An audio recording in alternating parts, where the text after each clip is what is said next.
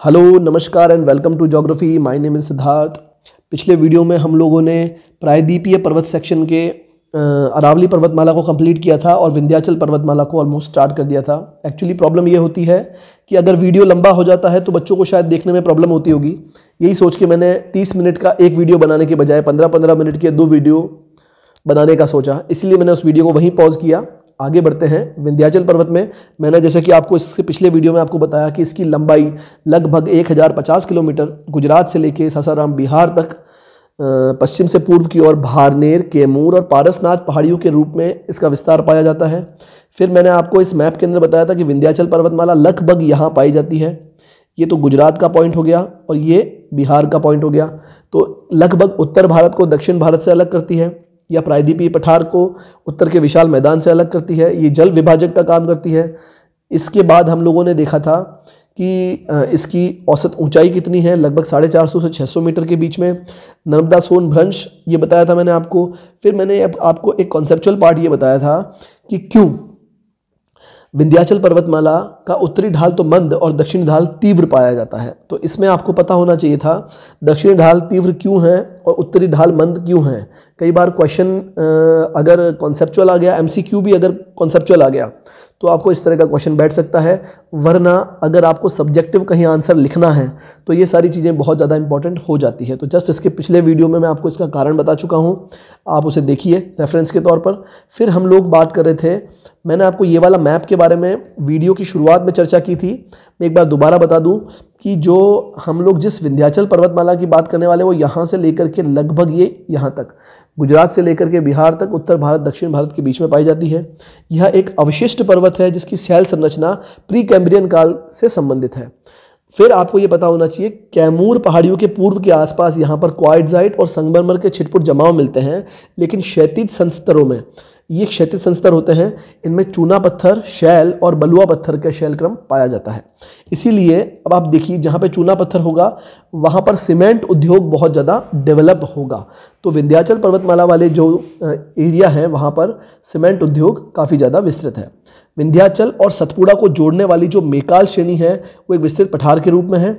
सतपुड़ा के साथ ही विंध्यन श्रेणी मध्य भारत के जल विभाजक का निर्माण करती है। जल विभाजक मतलब होता है जहाँ से एक तरफ और दूसरी तरफ रिवर बहती है, वो एक प्रकार का जल विभाजक हो गया, जिसमें नर्मदा, चंबल, बेतवा, टोंस आदि नदियों का उद्गम होता है। इनमें से कुछ तो बहती है गंगा की ओर और कुछ बहती है गोदावरी और महानदी की ओर। तो ये हो गया हमारा विंध्याचल पर्वतमाला।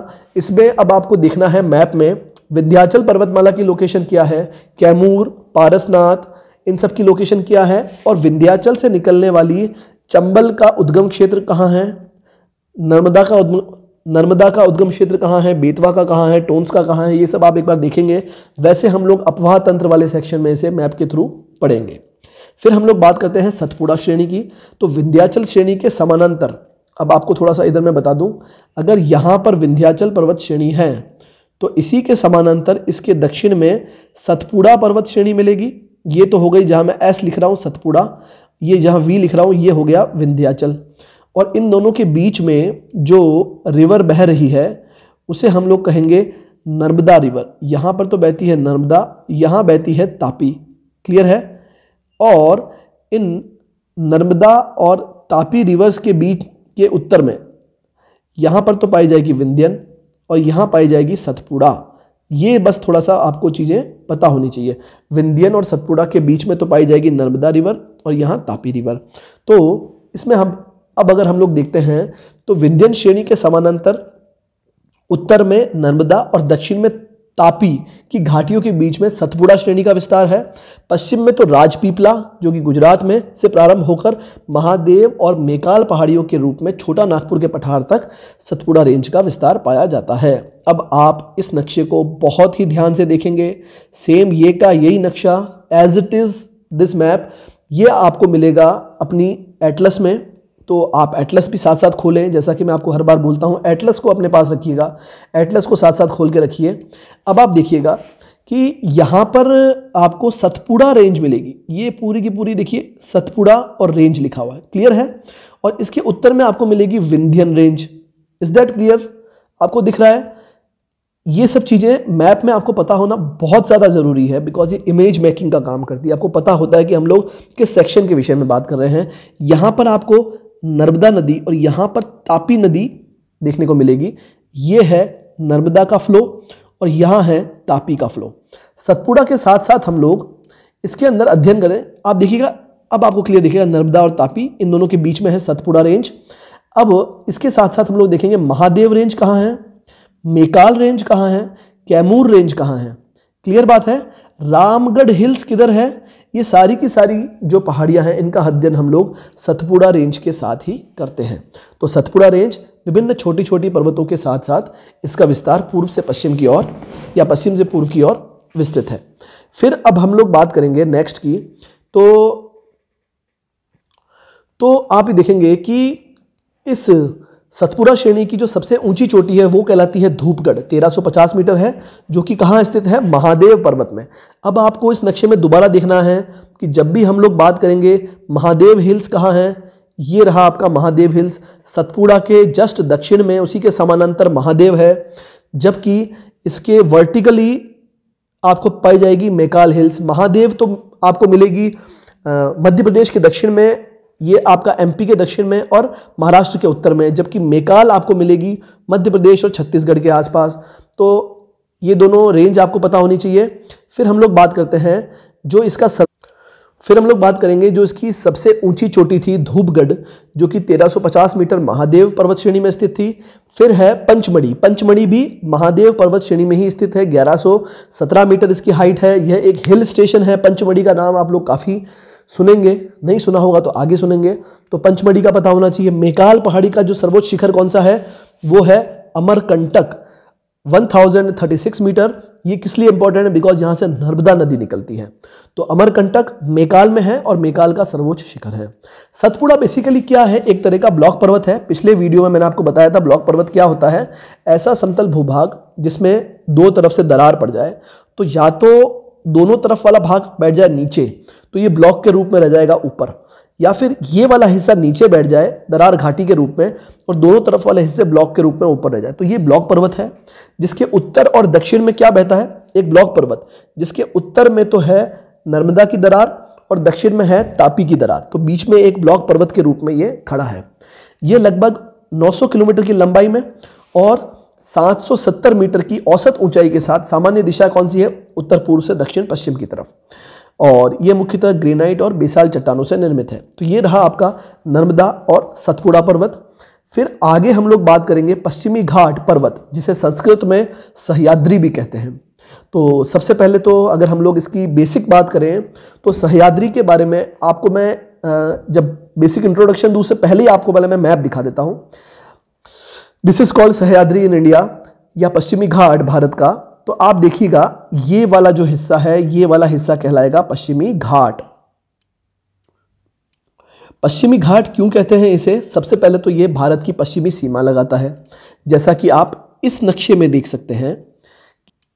इस नक्शे में देखिएगा कि ये भारत का नक्शा है और भारत का ये पूर्वी हिस्सा और ये पश्चिमी हिस्सा है, तो इसलिए इसे हम लोग पश्चिमी के नाम से जानते हैं। अभी घाट कैसे हुआ, कैसे इसकी रचना होती है, आप लोग बहुत ध्यान से समझिएगा, थोड़ा सा कॉन्सेप्ट समझाता हूं मैं। ये अफ्रीका कॉन्टिनेंट ऐसे था और उसके साथ साथ हमारा जो भारत है वो टिका हुआ था। तो जब अफ्रीकन प्लेट से इंडो ऑस्ट्रेलियन प्लेट अलग होती है टूट के, आप देखिएगा जैसे टूट की अलग हुई और यहां से उत्तर और उत्तर पूर्व की तरफ इसने गति करी। तो आप ये देखिए कि जिस पार्ट से ये अलग हुआ, जिस हिस्से से ये टूट के ब्रेक हुआ, वहां पर कगार बनेगा, मतलब वहां पर स्टीप स्लोप बनेगा। कैसे, आप यहां देखिएगा मैप में, जैसे ये आपका इंडिया है और यहां पर आपकी अफ्रीकन प्लेट थी, तो ये जो बीच वाला जो सेक्शन है जहां से Indo Australian plate African plate से ब्रेक होकर के अलग होती है, तो जहां से वो ब्रेक होगी वहां पर एक खड़ा ढाल बन जाएगा, तो वो खड़ा ढाल कहलाता है घाट, जो कि पश्चिमी घाट के रूप में है। तो इसके बारे में अगर एक सामान्य जानकारी लें तो सह्याद्री या पश्चिमी घाट का फैलाव पश्चिमी सागर के तट के समानांतर या अरब सागर के तट के समानांतर लगभग 1600 किलोमीटर की लंबाई में उत्तर में तापी नदी के मुहाने से लेकर के दक्षिण में कन्याकुमारी तक है। जैसा कि आप यहाँ देख सकते हैं, तापी का मुहाना यहाँ पड़ता है और फिर हम लोग बात करें दक्षिण में, ये कन्याकुमारी तक इसका विस्तार पाया जाता है। आप लोग इसके बारे में बार बार सुनेंगे कि जैव विविधता का हॉटस्पॉट है ये। जैव विविधता का हॉटस्पॉट कैसे है? तो विश्व में जैव विविधता के लिए इसलिए इंपॉर्टेंट है कि यहाँ पर बहुत सारी वन्य जीव प्रजातियाँ पाई जाती हैं। जैविक प्रजातियों के साथ साथ पौधों की भी प्रजातियाँ यहाँ पर मैक्सिमम और बहुत सारी प्रजातियाँ यहाँ पाई जाती है। और जैव विविधता की दृष्टि से विश्व में इसका 8वां स्थान है।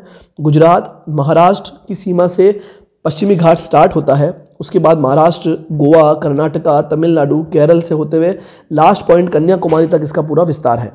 वर्ष 2012 में यूनेस्को ने पश्चिमी घाट क्षेत्र को के 39 स्थानों को विश्व धरोहर स्थल घोषित किया था।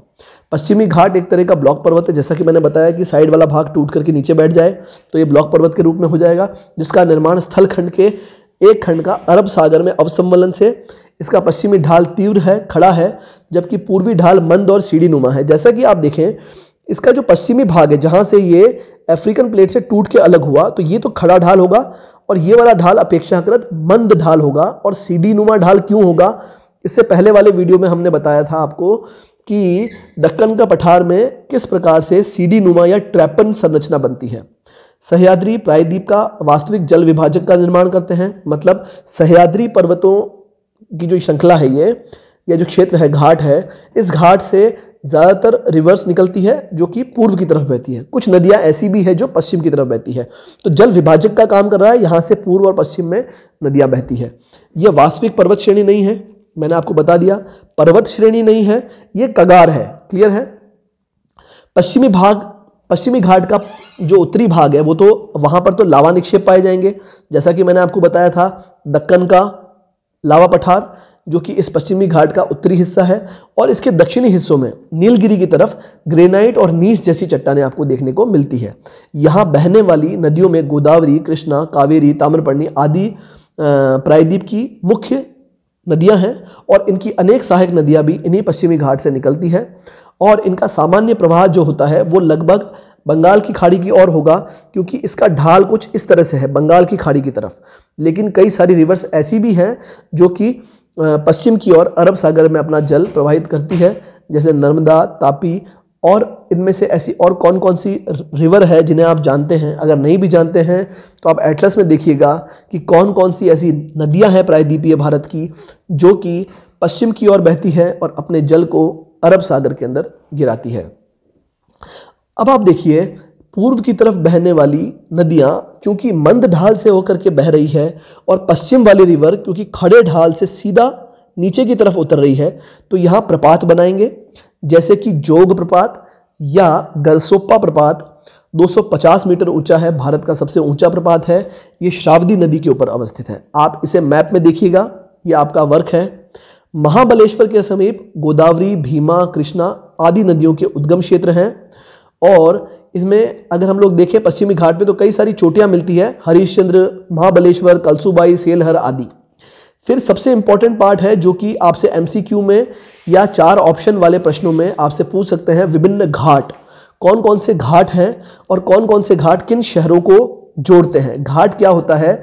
घाट एक ऐसा गैप है, जैसे फॉर एग्जांपल ये पर्वत है, निरंतर फैली एक पर्वत श्रेणी है और इसके बीच में अगर कहीं पर ढाल कम था या स्पेस मिल गया तो हमने यहाँ पर रास्ता बना करके और एक शहर को दूसरे शहर से जोड़ दिया।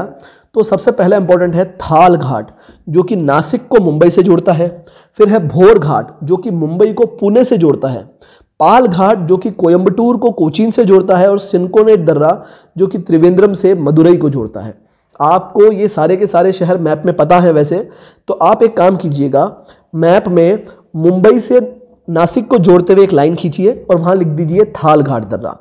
मैप में मुंबई को पुणे से जोड़ते हुए एक लाइन खींचिएगा और वहाँ लिखिएगा भोर घाट। जैसे फॉर एग्जांपल मैं आपको बता दूं, यहाँ पर है नासिक, यहाँ है मुंबई, यहाँ है पुणे। तो अब आपका काम क्या है मैप में, जैसे नासिक, मुंबई और पुणे, तो आपका जो वर्क रहेगा मैप में वो ये रहेगा, नासिक से मुंबई को जोड़ दो एक लाइन से, मुंबई को पुणे से जोड़ दो। यहाँ पर तो लिख दो थाल घाट, यहाँ लिख दो भोर घाट, ताकि आपको ये जो गैप्स हैं, इंपॉर्टेंट गैप्स, ये आपको पता रहे।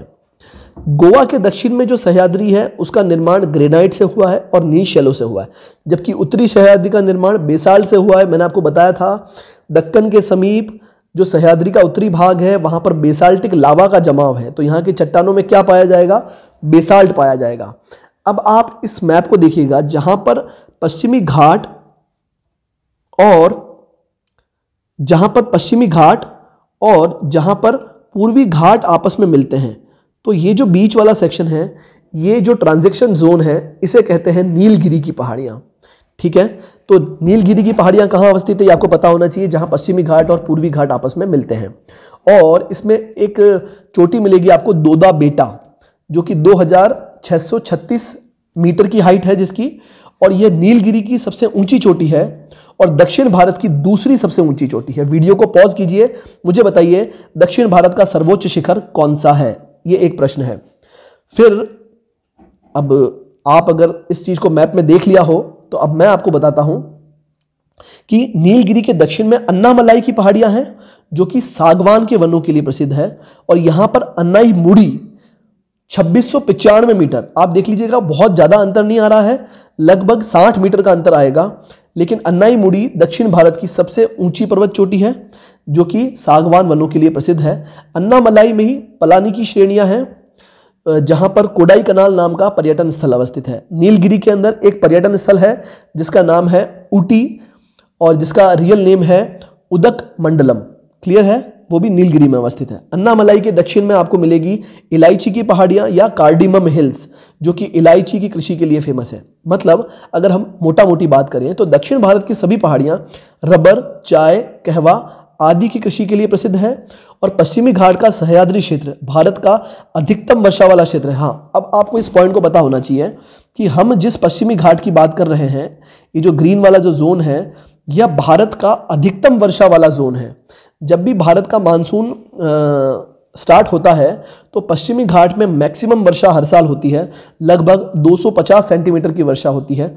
और चूंकि यहाँ पर टेम्परेचर भी ज़्यादा है तो यहाँ पर उष्णकटिबंधीय वर्षावन हमें प्राप्त होते हैं। यही कारण है कि यहाँ पर जैव विविधता भी सबसे अधिक पाई जाती है। तो ये आपको पश्चिमी घाट के बारे में मैंने एक सामान्य जानकारी दे दी। पश्चिमी घाट के बाद अब हमारा जो नेक्स्ट सेक्शन है वो है पूर्वी घाट। जैसे ये हमारा इंडिया का मैप है, तो इस इंडिया के मैप में हमने देखा ये वाला सेक्शन तो था पश्चिमी घाट का, और अब हम लोग बात करने वाले हैं इस वाले हिस्से की, जो कि कहलाता है पूर्वी घाट। तो इसके अंदर हम लोग बात करेंगे कि दक्कन के पठार की पूर्वी सीमा का निर्माण करता है विषमांगी संगठन वाली विच्छेदित पहाड़ियों की संस्थाओं द्वारा निर्मित है। मतलब यहाँ पर बहुत सारी पहाड़ियाँ हैं, विच्छेदित रूप से है। एक पहाड़ी इधर है, फिर टूट गई बीच में, फिर एक इधर है, फिर टूट गई बीच में, फिर एक इधर है। कंटिन्यूअस रेंजेस नहीं है। ठीक है, फिर देखते हैं इसकी औसत ऊंचाई 1100 मीटर, लंबाई लगभग 1300 किलोमीटर, चरणोकाइट और खंडोलाइट चट्टानों से निर्मित है। मध्य वाला भाग क्वार्ट्जाइट और शैल जैसी चट्टानें इसके मध्य वाले भाग में पाई जाती है। पूर्वी घाट की सर्वोच्च चोटी के अंदर विशाखापत्तनम, महेंद्रगिरी आदि चोटियां हैं। ये आपको पता होनी चाहिए ये कहाँ हैं। भारत के मैप में पहले आप पूर्वी घाट को देख लीजिएगा।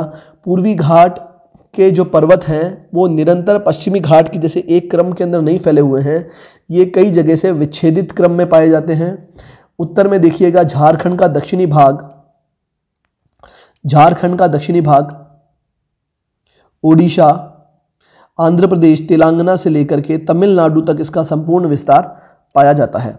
फिर हम लोग बात करें कि विभिन्न नदियों ने बेसिकली पूर्वी घाट को अनेक भागों में विभाजित किया है। हमने देखा था कि बड़ी बड़ी नदियां कृष्णा, गोदावरी, कावेरी पश्चिमी घाट से निकलती तो है, लेकिन प्रवाहित किस तरफ हो रही है? पूर्वी घाट की तरफ जा रही है। तो पूर्वी घाट का निरंतर अपर्दन करेगी और वो जो कंटिन्यूस रेंज है वो बीच बीच में से विच्छेदित हो जाएगी। अब इसमें कौन कौन सी पर्वतमालाएं पाई जाती है? गड़जात हिल्स, नयागढ़ हिल्स, एरामल्ला, नल्लीमल्ला, वैलीकोंडा, पालकोंडा, नागरी हिल्स, जावदी हिल्स, शिवरॉय हिल्स, शिरुमलाई, पालानी, वेरुशनाड, सलेम आदि बहुत सारी पर्वतमालाएं हैं और चोटियां हैं जो पूर्वी घाट की तरफ पाई जाती है। एक सामान्य परिचय गड़जात पहाड़ियों का, तो इसे उड़ीसा उच्च भूमि भी कहा जाता है। लगभग 382 किलोमीटर की लंबाई में उत्कल तट के सहारे, उड़ीसा के तट के सहारे यह उत्तर पूर्व से दक्षिण पश्चिम की तरफ फैला है, और यहाँ पर मुख्यतः ग्रेनाइट और नीस जैसी चट्टानें पाई जाती है। तो ये रहा आपका पूर्वी घाट। अभी मैं एक बार आपको जितने भी मैंने पर्वतों के नाम लिए हैं, जैसे गड़जात, नयागढ़, एरामल्ला, नल्लीमल्ला, वैलीकोंडा, पालकोंडा, ये सारे के सारे जो हैं आपको एक बार मैं मैप में दिखा देता हूं, ताकि आप जब भी एटलस देखेंगे आप इन्हें फटाफट पकड़ पाएंगे। तो ये है इंडिया का मैप और इसमें हम लोग पूर्वी घाट की जो चोटियों को देख रहे थे। तो गरजात हिल्स ओडिशा में, नयागढ़ हिल्स, इसके बाद हम लोग देखते हैं नल्ला मल्ला, वेलुकोंडा, इधर पालकोंडा, नागरी हिल्स इधर है तमिलनाडु के आसपास, जावदी हिल्स, शिवरॉय हिल्स, पंचामलाई, शिरुमलाई, पलानी और वेरुसनाड। ये सारी की सारी पर्वतमालाएं आप जैसा का इस मैप में देख रखा है, आप अपनी अपनी एटलस में देखें, इन्हें मार्क करें और इन्हें अपने दिमाग में एक माइंड मैप बना के रखें कि पश्चिमी घाट और पूर्वी घाट। पश्चिमी घाट में हरीशचंद्र, जैसा कि मैंने आपको दिखाया था, ये रहा हरीशचंद्र रेंज, सतमाला रेंज, ठीक है, अजंता रेंज, बालाघाट रेंज। ये सारी की सारी रेंज आपको पश्चिमी घाट की एक साथ पता हो, पूर्वी घाट की एक साथ पता हो। फिर मैंने पठारों का भी एक मैप बताया था, उसे भी आप अपनी एटलस में मार्क कर लें। और इस तरह से प्रायद्वीपीय भारत वाला सेक्शन मेरी ओर से कंप्लीट होता है। आप इसे देखें। जो भी मैंने क्वेश्चंस पूछे हैं आप कमेंट बॉक्स में कमेंट करके बताएं। अगले वीडियो में हम लोग तटीय मैदान के बारे में चर्चा करेंगे। मिलते हैं अगले वीडियो में। प्लीज़ आप इस वीडियो को पूरा देखिएगा और एटलस के साथ इसे देखिएगा, क्योंकि एटलस का इसमें सबसे बड़ा रोल होता है। जब भी आप इंडिया ज्योग्राफी, वर्ल्ड ज्योग्राफी पढ़ेंगे तो अगर आपने एटलस साथ में खोल के रखी है तो आगे भविष्य में आपको दोबारा पढ़ने की ज़रूरत नहीं पड़ेगी, क्योंकि एटलस के वो मैप्स आपके दिमाग में रह जाएंगे। Thank you very much. मिलते हैं नेक्स्ट वीडियो में। ओके।